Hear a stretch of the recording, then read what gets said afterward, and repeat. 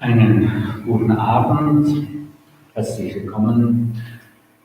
Wir sind wieder zusammengekommen, um miteinander auch über den Mittwoch die Eucharistie zu feiern, das Gedächtnismahl unseres Herrn Jesus Christus. Beginnen wir im Namen des Vaters und des Sohnes und des Heiligen Geistes. Amen.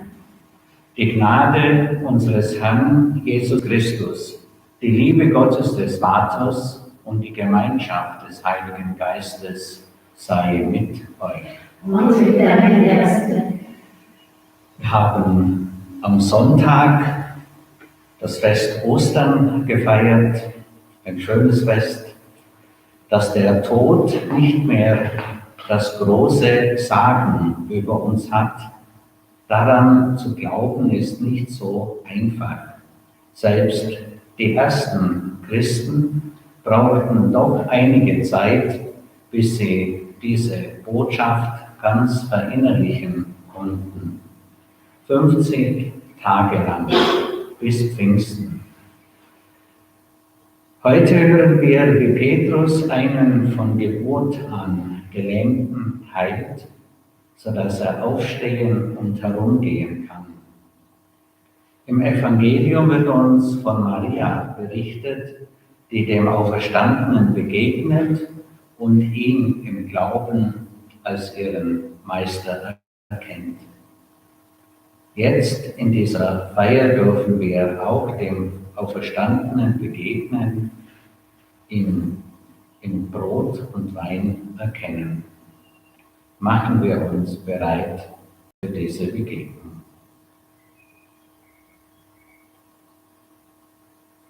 Herr Jesus Christus, du bist wahrhaft vom Tod erstanden.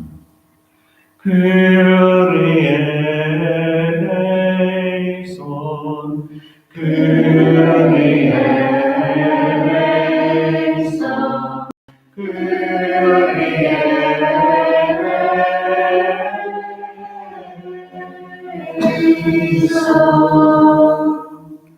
Herr Jesus Christus, die Erfahrung deiner Auferstehung gab den Jüngern neuen Lebens- und Glaubensmut.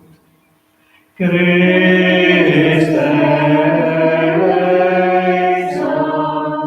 Christe eleison, Christe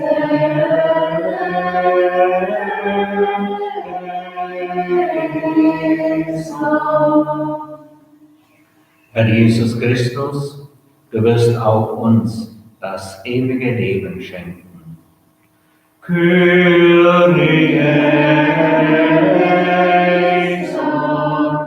Kyrie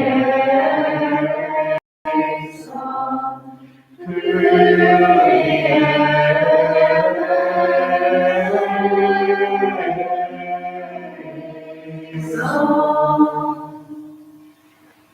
Nachlass, Vergebung und Verzeihung unserer Schuld schenke uns der allmächtige und barmherzige Herr.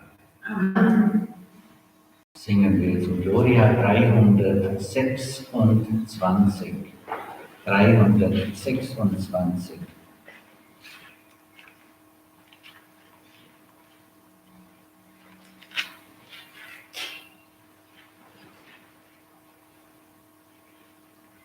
Wir wollen alle fröhlich sein in dieser österlichen Zeit, denn unser Heiland Gott geweiht. Halleluja, Halleluja.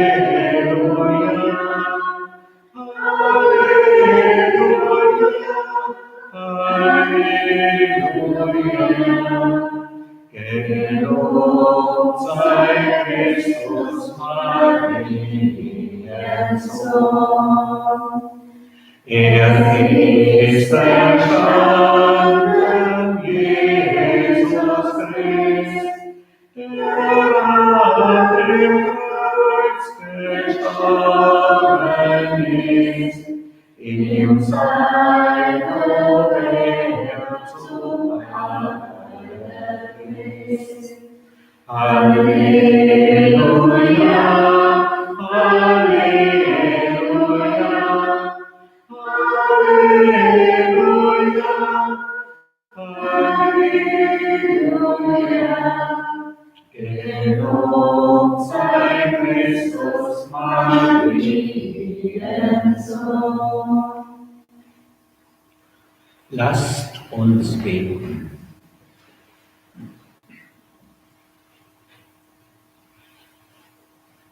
Guter Gott, du schenkst uns jedes Jahr diese Zeit, das hohe Fest der Auferstehung Christi zu feiern.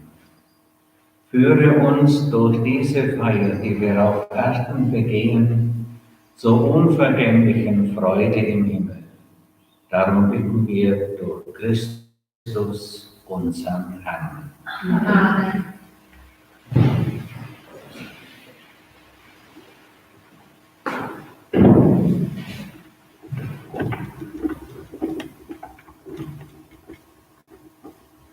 Die erste Lesung. Lesung aus der Apostelgeschichte. Gingen Petrus und Johannes um die 9. Stunde zum Gebet in den Tempel hinauf. Da wurde ein Mann herbeigetragen, der von Geburt an gelähmt war. Man setzte ihn täglich an das Tor des Tempels, das man die schöne Pforte nennt. Dort sollte er bei denen, die in den Tempel gingen, um Almosen betteln. Als er nun Petrus und Johannes in den Tempel gehen sah, bat er sie um ein Almosen. Petrus und Johannes blickten ihn an und Petrus sagte, sieh uns an. Da wandte er sich ihnen zu und erwartete, etwas von ihnen zu bekommen. Petrus aber sagte, Silber und Gold besitze ich nicht, doch was ich habe, das gebe ich dir. Im Namen Jesu Christi, des Nazareth, geh umher. Und er fasste ihn an der rechten Hand und richtete ihn auf. Sogleich kam Kraft in seine Füße und Gelenke. Er sprang auf, konnte stehen und ging umher. Dann ging er mit ihnen in den Tempel, lief und sprang umher und lobte Gott. Alle Leute sahen ihn umhergehen und Gott loben. Sie erkannten ihn als den, der gewöhnlich an der schönen Pforte des Tempels saß und bettelte. Und sie waren voll Verwunderung und Staunen über das, was mit ihm geschehen war. Wort des lebendigen Gottes. Dank sei Gott. Freudig erlöste Christenheit. 337. 337, die erste und 5. Strophe.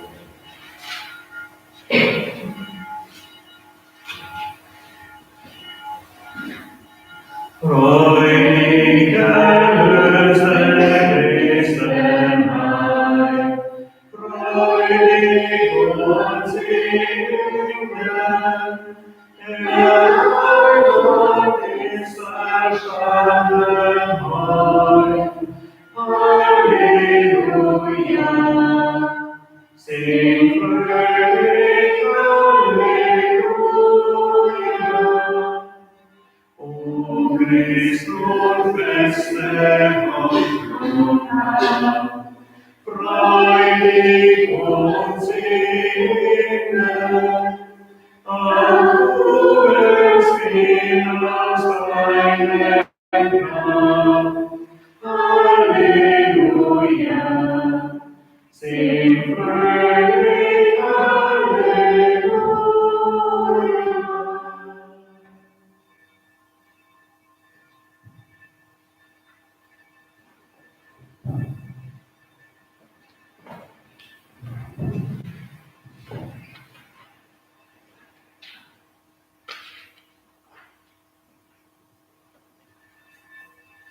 Der Herr sei mit euch. Und mit deinem Geiste. Aus dem heiligen Evangelium nach Johannes. Ehre sei dir, o Herr.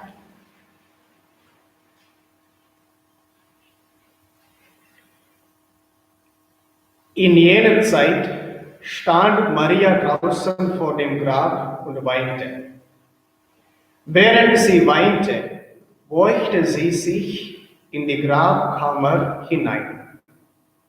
Da sah sie zwei Engel in weißen Gewändern sitzen, den einen dort, wo der Kopf, den anderen dort, wo die Füße des Leichnams Jesu gelegen hatten. Die Engel sagten zu ihr: Frau, warum weinst du? Sie antwortete ihnen: Man hat meinen Herrn weggenommen, und ich weiß nicht, wohin man ihn gelegt hat. Als sie das gesagt hatte, wandte sie sich um und sah Jesus da stehen, wusste aber nicht, dass Jesus war. Jesus sagte zu ihr: Frau, warum weinst du? Wen suchst du?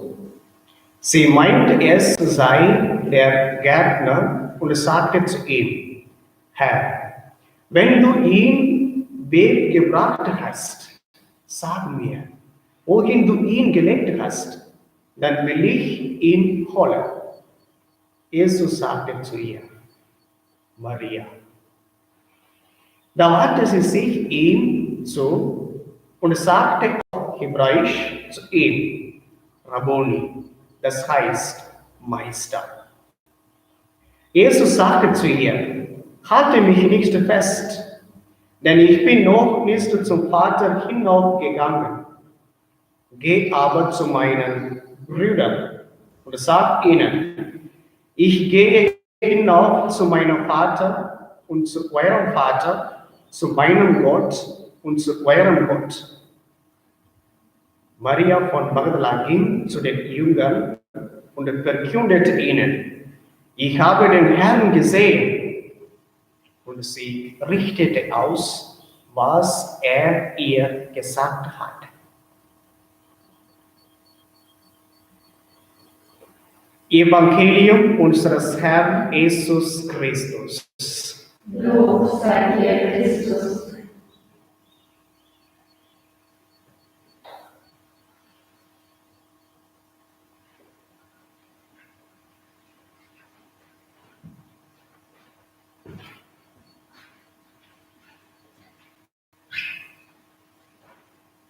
Zu Jesus Christus, der durch Leiden in die Herrlichkeit des Himmels gelangt ist und auch uns dorthin führen möchte, rufen wir: Christus, höre uns. Christus, höre uns. Die Erfahrung der Auferstehung bewegt Menschen im Innersten und verändert ihr Leben. Erfülle alle, die sich Christen nennen, mit dieser Begeisterung und Zuversicht. Christus, höre uns. Christus, höre uns. Aus der Botschaft der Auferstehung fassen Menschen neuen Lebens- und Glaubensmut. Begleite alle, denen das Leben schwer zugesetzt hat und die am Sinn ihres Lebensweges zweifeln. Christus, höre uns. Christus, höre uns. Immer wieder stoßen Menschen in den unterschiedlichsten Lebenslagen auf Zeichen deiner Gegenwart. Nimm alle an der Hand, die sich auf der Suche nach dir befinden. Christus, höre uns. Christus, höre uns. Motiviert durch die Begegnung mit dem Auferstandenen verkündete dies Maria den Aposteln. Lass alle Getauften deine Nähe erfahren und befähige sie, diese Erfahrung an andere weiterzugeben. Christus, höre uns. Christus, höre uns. Deine Auferstehung ist für uns Menschen ein Hoffnungszeichen für das eigene Leben. Stärke alle, die am Ende ihres Lebens stehen, in dieser Zuversicht und schenke unseren Verstorbenen die Erfüllung ihrer Hoffnung in deinem Reich. Christus, höre uns.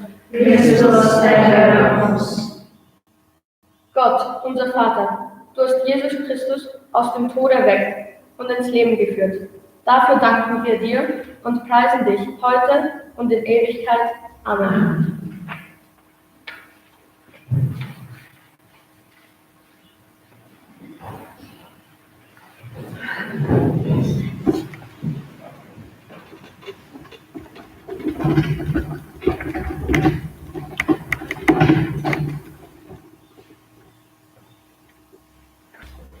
Gepriesen bist du, Herr unser Gott, Schöpfer der Welt.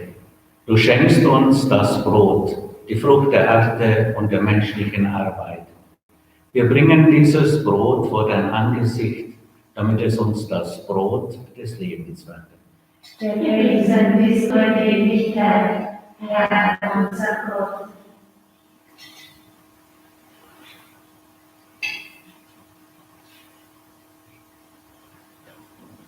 Gepriesen bist du, Herr unser Gott, Schöpfer der Welt. Du schenkst uns den Wein, die Frucht des Weinstocks und der menschlichen Arbeit. Wir bringen diesen Kelch vor dein Angesicht, damit er uns der Kelch des Heiles werde. Gepriesen bist du in Ewigkeit, Herr unser Gott. Herr, wir kommen zu dir und wir bitten, gib, dass diese Feier dir gefalle.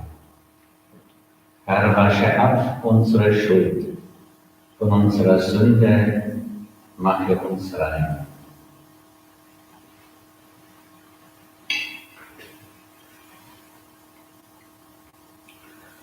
Barmherziger Gott, nimm die Gaben für das Heil der Menschen an und mache uns gesund an Leib und Seele.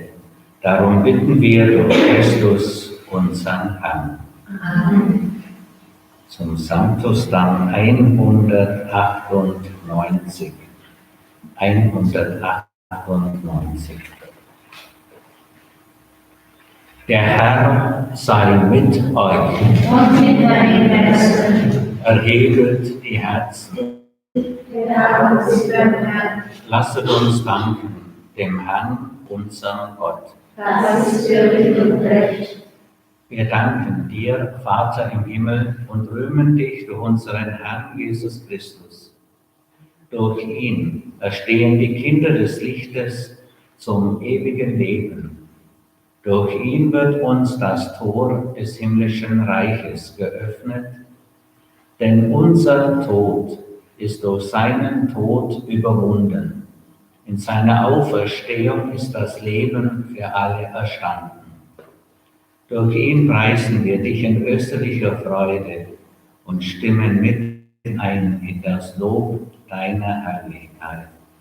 Heilig bist du, großer Gott, heilig Herr Gott, Sebaoth. Zeugen deiner Herrlichkeit, Himmel sind und die Erde. Lobpreis durch alle Zeit, dir, o höchster Werte. Der kommt vom Himmel, er sei hoch gepriesen. Ewig sei dem Gottes Sohn, er uns am erwiesen.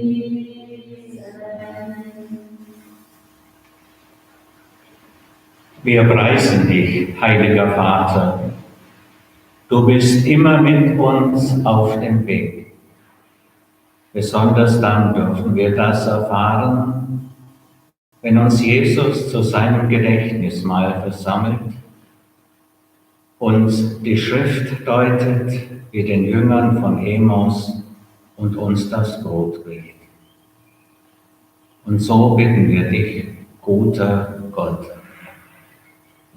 Sende deinen Geist über Brot und Wein, damit Jesus Christus mit Leib und Blut in unserer Mitte gegenwärtig wird.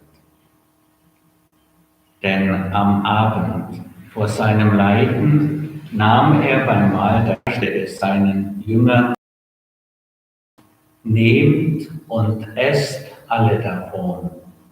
Das ist mein Leib, der für euch hingegeben wird.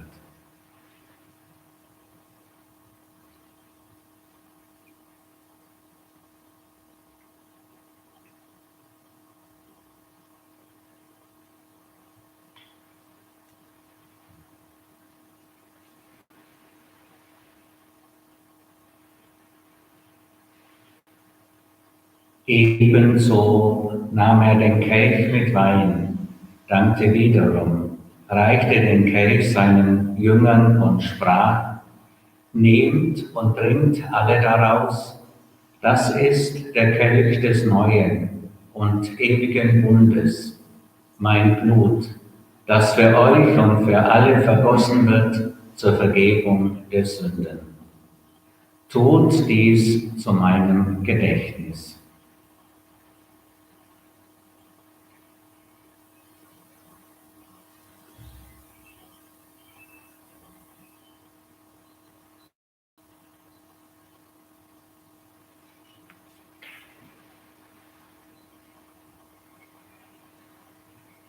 Geheimnis des Glaubens. Deinen Tod, Herr, verkünden wir und deine Auferstehung preisen wir, bis du kommst in Herrlichkeit. Guter Vater, wir feiern das Gedächtnis unserer Versöhnung und verkünden das Werk deiner Liebe. Dein Sohn ist durch Leiden und Tod hinübergegangen in das neue Leben und ist auferstanden zu deiner Herrlichkeit. Er hat uns in seiner Hingabe den Weg gezeigt zu dir, unserem Vater. Barmherziger Gott, schenke uns den Geist der Liebe, den Geist deines Sohnes. Stärke uns durch seinen Leib und sein Blut und lass uns eins werden im Glauben, in der Liebe, in Gemeinschaft mit unserem Papst Franziskus, mit unserem Bischof Christoph. Und öffne unsere Augen für Ehrenot. Gib uns das rechte Wort, wenn andere sich einsam und verloren fühlen. Gib uns den Mut, tatkräftig zu helfen, wo Menschen arm und unterdrückt sind. Mache die Kirche zu einem Wort der Wahrheit und Freiheit, der Gerechtigkeit und des Friedens, damit die Menschen neue Hoffnung schaffen.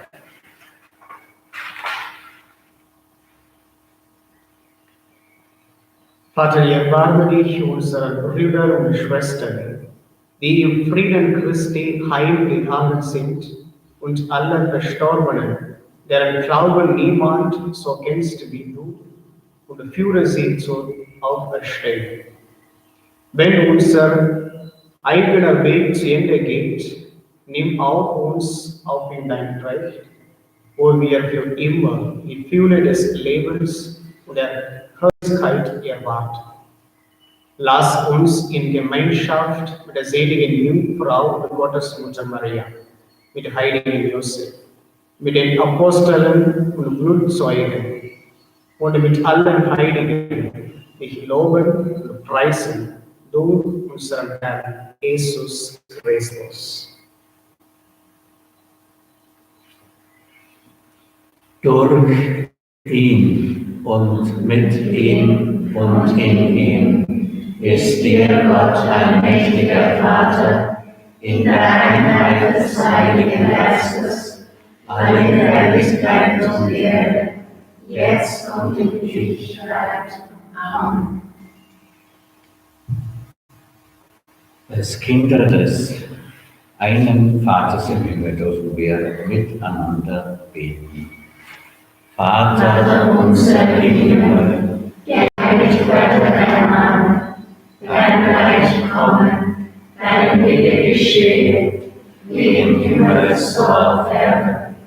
Unser tägliches Brot gib uns heute und vergib uns unsere Schuld, wie auch wir vergeben unseren Schuldigern. Und führe uns nicht in Versuchung, sondern erlöse uns von dem Bösen.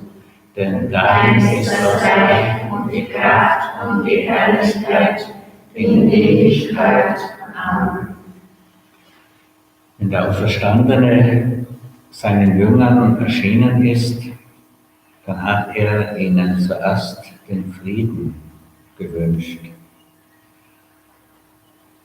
Friede, tiefe Versöhnung mit sich selber, Friede mit sich selber, mit den anderen, auch mit den Tieren und der Natur. Harmonie zu finden ist was ganz Wichtiges.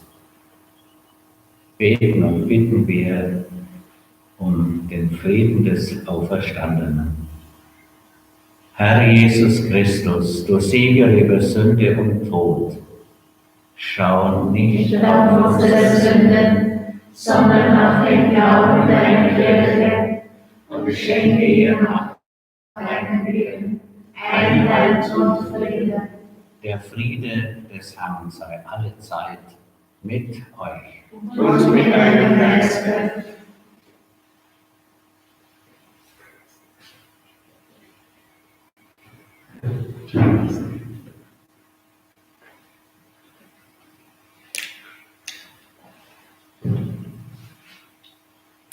Lamm Gottes, Du nimmst hinweg die Sünde der Welt, erbarme dich unser. Lamm Gottes, du nimmst hinweg die Sünde der Welt, erbarme dich unser. Lamm Gottes, du nimmst hinweg die Sünde der Welt, gib uns deine Fülle.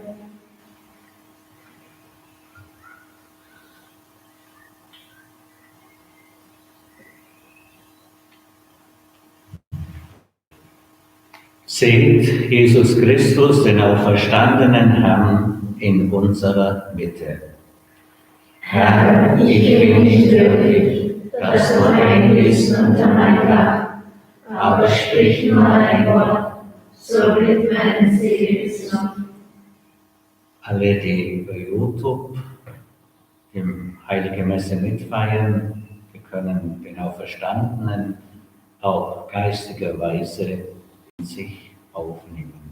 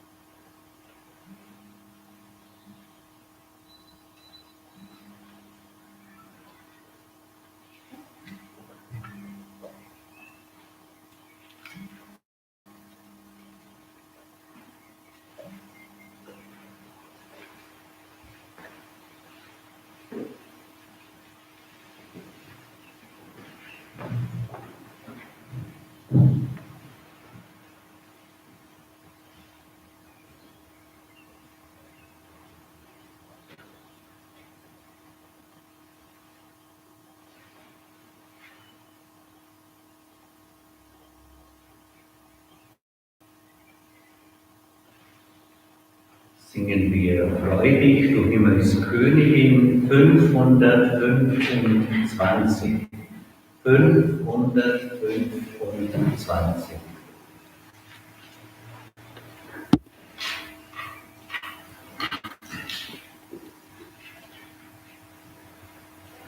Freu dich, o Himmelskönig, freu dich, Maria,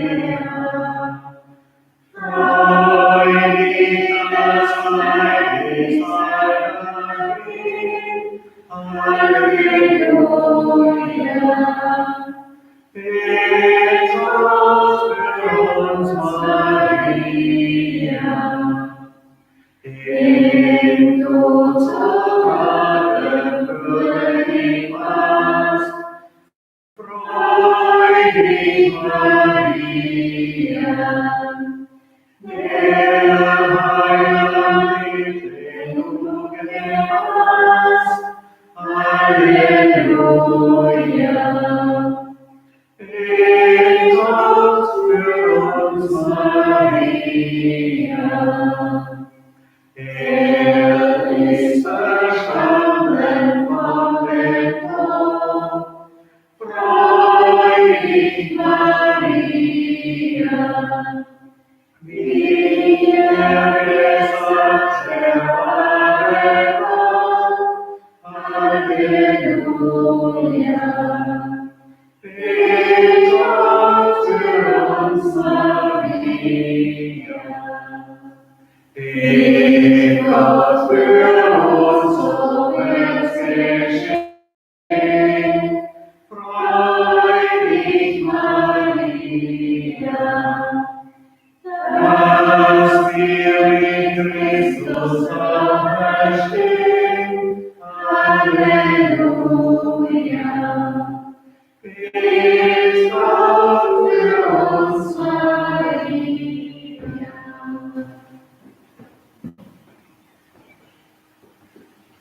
Lasst uns nochmals beten.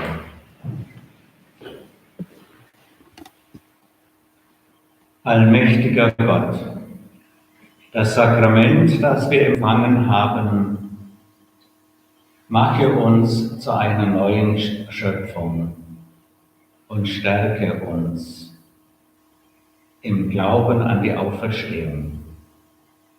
Darum bitten wir durch Christus, unseren Herrn. Amen. Wir bedanken uns für die Mitfeier der Eucharistie. Wir wünschen viel Kraft und Zuversicht für unser Leben. Der Herr sei mit euch. Und mit deinem Geiste. Es segne euch der allmächtige Gott, der Vater und der Sohn und der Heilige Geist. Amen. Geht hin in Frieden, Halleluja, Halleluja.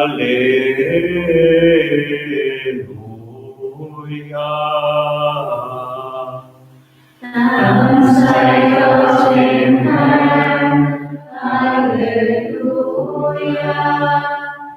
Halleluja.